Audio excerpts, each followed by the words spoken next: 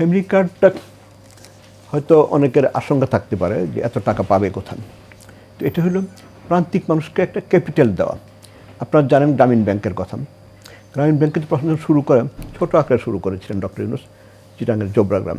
ওই টাকা নিয়ে সাধারণ মানুষ তারা মুড়ি ভাজতো, মুড়ি বিক্রি করতো, চানাচুর করতো, ঠোঙা বানাতো। এই যে কাগজ আমরা ওয়েস্ট পেপার করি, ওই ঠোঙা বিক্রি করতো, ঠোঙা বানাতো, বিক্রি করতো। তারপরে মোয়া বানাতো মুড়ি দিয়ে।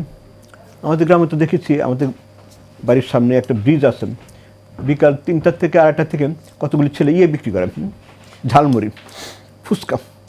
আমি বললাম যে কয় যে দুপুরবেলা পর্যন্ত কাজ করি, তারপর নামাজ গোসল করে এইখানে আসি, ওদের আয় উন্নতি হয়।